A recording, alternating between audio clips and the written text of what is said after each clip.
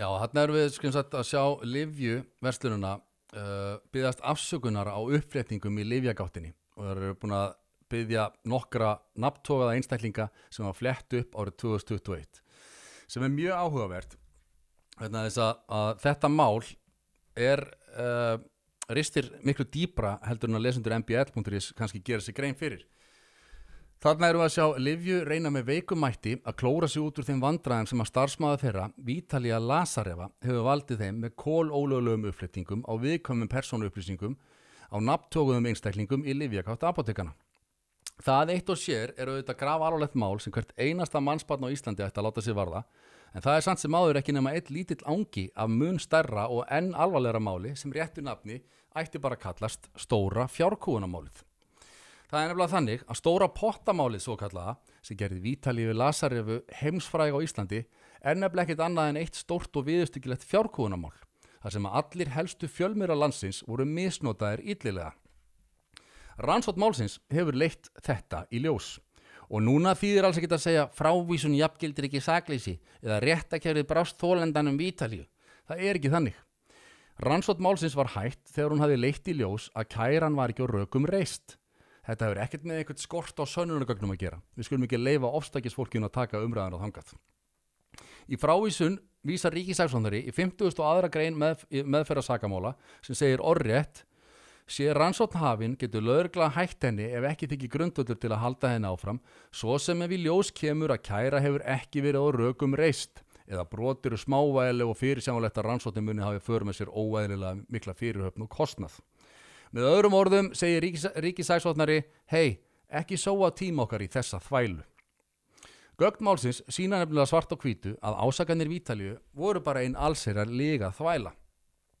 Málið snerist alltaf fyrst og fremst stúlku sem ætlaði að hefna sína á ástmanni sem vildi ekki fórna hjónabandi sínu og fjölskyldu fyrir hana.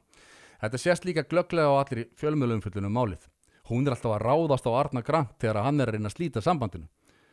Þetta kom skýrt fram á samskiptunum þeirra. Ertu að hætta með mér? Vilt að ég jarði þig? Og vinuna líka? Hendi ykkur öllum til strætóin? Þarf ekki mikið til. Síðan ákveður Arnar að vera í liði með konunni sem hafi það í hendi sér að rústa lífans. Það er ákveð að ná sér mestum peningum út úr þessu og faraðu fram á 150 milljón króna greiðslu og átti Arnar að fá helmingin eftir skattnótabenni. Næstum 300 milljónir sem hefði þurft að borga. Sem er auðvitað aldrei neinn miskabóta fjárhæð. Þetta var hrein fjárkúgun. Og það er mjög áhugavert að bera þetta fjárkúgunarmál saman við önnur sambarileg og þekkt mál, eins og þegar systurnar Hlín og Malín Brand ákváðu að reyna að fjárkúga forsætisráðherra. Þið munið að Sigmundur Davíð var ekki eina fórnarlambið þar.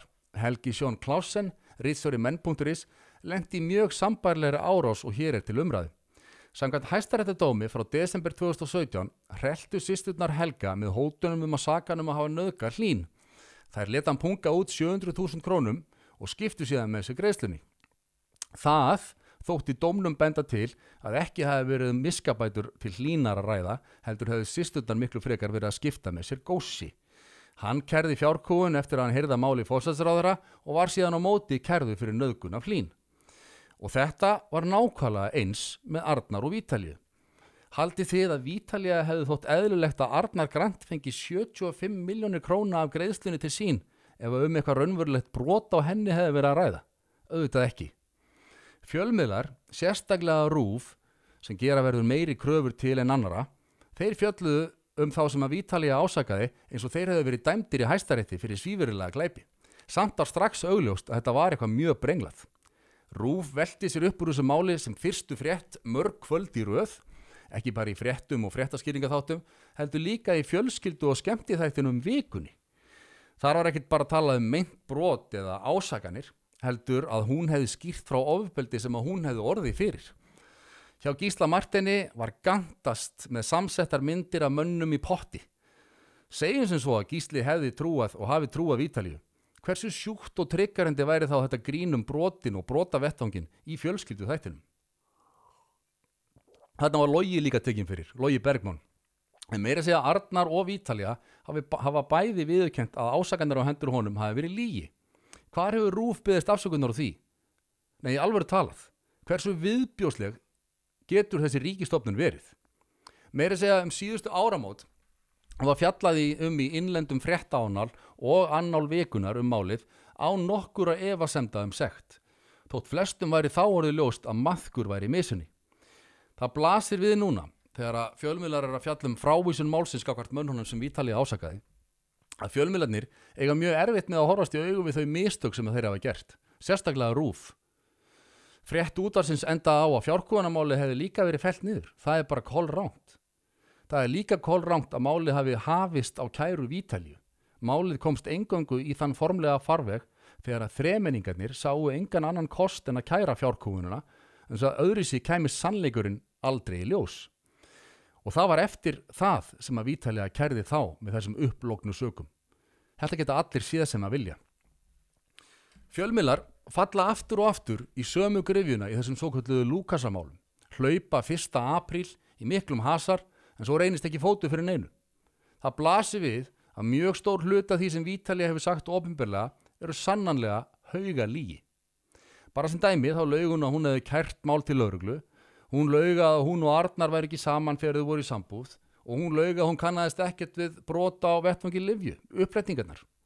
Arnar var ýmist ofbeldismaðurinn sem hún ætlaði að kæra eða engillinn sem hún elskaði. Allir sem að skoða gögn og skýrslur þetta mál sjá leið að það er að minnstakosti að mestu leyti lygaþvæla. Ásakanirnar fást ekki staðist og áþreifanleg gögn liggja fyrir fjárkúgun.